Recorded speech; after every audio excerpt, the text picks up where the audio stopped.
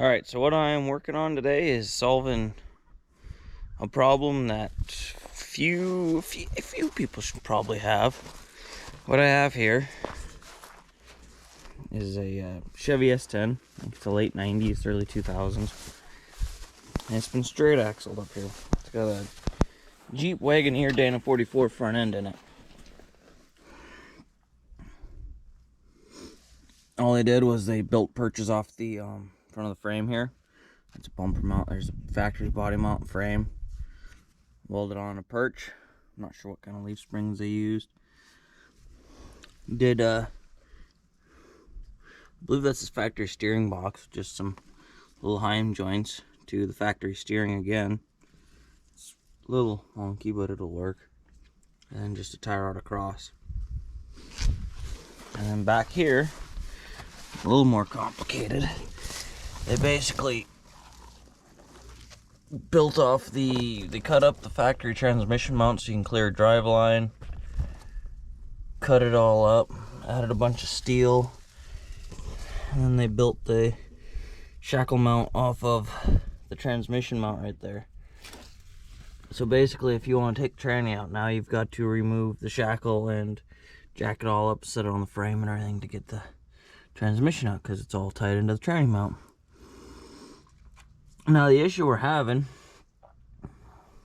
is that originally these S10s had a slip on the front of the transfer case. There's no slip in the drive line. When you put a straight axle in, you got to put more slip in it. So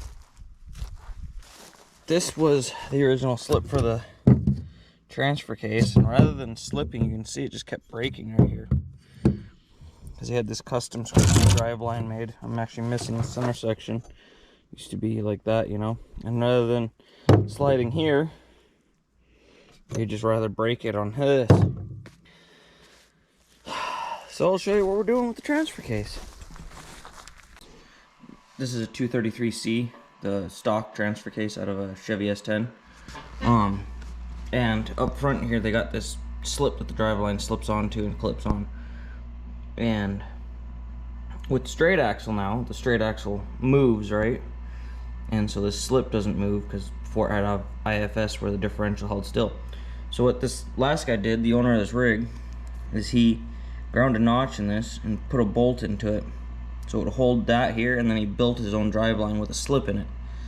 But for whatever reason, that slip never wanted to slip, and it would always just pop this off and fall off and flop around and mess everything up.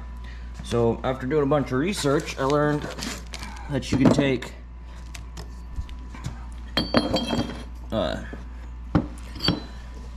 this front shaft out of a 231J, your conventional Jeep transfer case, and it supposedly fits in this.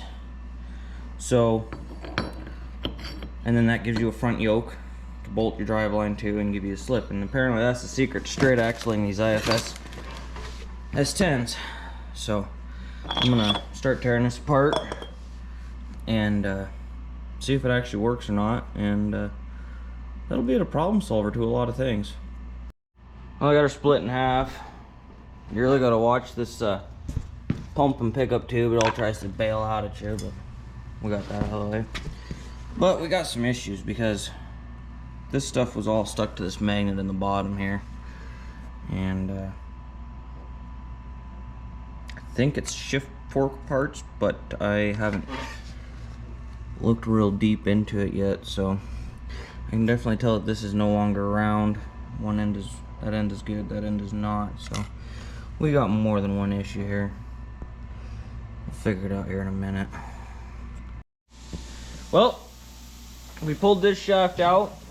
When you pull it out, you really gotta watch. There's a little snap ring right here. I think I lost it somewhere. It probably shot into the space. But that's right there. There's a bearing that rides right here. You gotta get that snap ring off, and that just slides right out. And then this 231 shaft out of a Jeep, it fits right in there. The chain fits it. The bearing width is the same. Now you got a yoke, just like that. I gotta go get a Jeep seal to seal it, and we're just gonna go ahead and throw this back together. Those broken parts, or they weren't broken, they'd fallen out. There were some synchros that go down in here, so we pulled that apart, got them snapped back in, and I think we're ready to go back together. Well, there you have it. That's a NP233. It's kind of hard to see, but that's an NP233C with a front yoke off of a Jeep. I just need to get the seal so I can tighten this down, set it, and we can put her back in that S10 out there and build a front driveline. Yep. And be breaking more stuff. So for the front seal on this thing, I went into the parts store and I believe I told them I just wanted a front output seal for a 91 Jeep Cherokee with a 231, because apparently the Cherokees came with more than one. You can see it fits the pinion good, and it looks like it's gonna fit that just perfect. So I'm gonna go ahead and knock that in, and this transfer case will be ready to go back in. I need to go to the store tomorrow and get me a new gasket here. Probably get away with silicone, but I'll get a new gasket. I guess I don't remember where exactly I left off. It may or may not have been a couple weeks since I've worked on this thing. But I got this transfer case put back in here. It appears to be working. We've still got to go ahead and get a drive line from here over top of this. I'm not hitting any of this down to this differential. It's facing almost down. It's kind of hard to see, but she's pointed down, which makes the drive line angle suck a lot. But I have this chunk of drive line, and I do not have that chunk of drive line. He'd built his own square tube drive line, and the last time it flew out, he lost half of it, I guess. So we need to come up with, I'll show you what I got here. When I got the truck, this is all it came with. A U-joint on a piece of square tube. This busted up cap was still on the front yoke, as well as the front straps. And this one here is, you can see where the drive lines actually hit it. And it's, again, hard to see, but it's bent. The bolts are bent. It needs a strap kit. So I'm going to attempt to reuse this. I'm waiting on some steel that'll slip inside this. I just gotta find another U-joint the same as this one. Just figure out my width and cap size, and my width and cap size. And then I'm going to take another piece of square tubing pipe, and hopefully, I think this yoke will work or be pretty close, and put a new U-joint, a combination joint in that has the Jeep yoke on one side, and I believe this is a Chevy driveline. I don't remember where it came from. I found it, but I can just chop it off, weld the square tube to it just like this one, slip it inside there. Now if you go, it's just a bunch of time to figure out the right U-joints, because they don't, they don't make this stuff. It's all, and once that's in, hopefully I'm done with this darn thing, and it can get on down the road. And then we just gotta fix this one. I'm just mini trucking lately. Toyota on 36s. Had 44s on it before, but it just needs some Nerf bars thrown on it, and it'll go back home. Alright, working on the drive line here. I went ahead and I found this U-joint. The UJ369 fits the Cherokee yoke. And I went down in the scrap pile there and I found a drive line that fit, and then I went ahead and lobbed the drive line off. I got a little deep there, but that's okay, because I think I'm going to finish cutting that off to weld a piece of square tubing onto it that'll slide inside of this one, because I'm worried that I won't be able to do quite like they did here and slide it over it.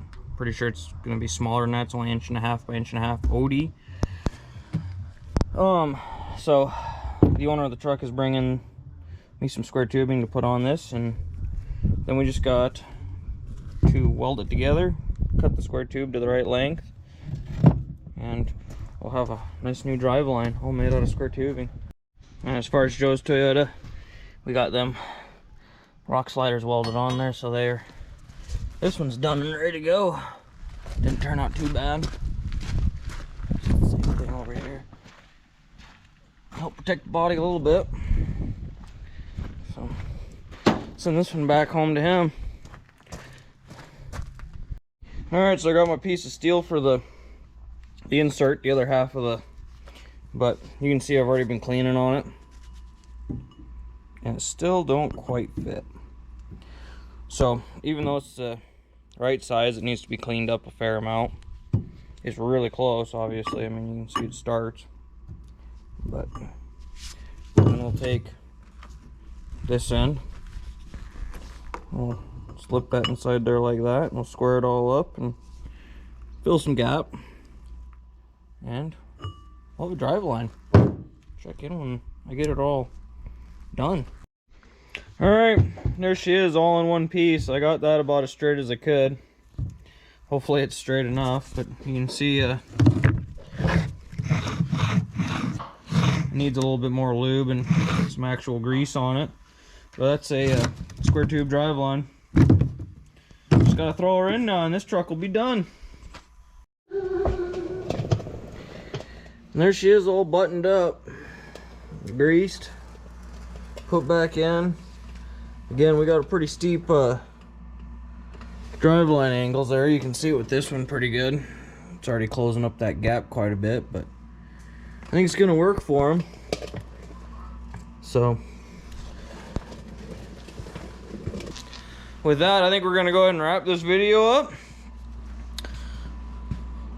Hopefully be getting some more mud bogging or off-roading or tough trucking videos coming in. Sterling's putting together his Chevy Love axle still. I know it's been a minute, but look, he painted this cover. Yeah. His rear end's put back together besides bolts in the cover and fluid in it, and then we gotta start on the front end.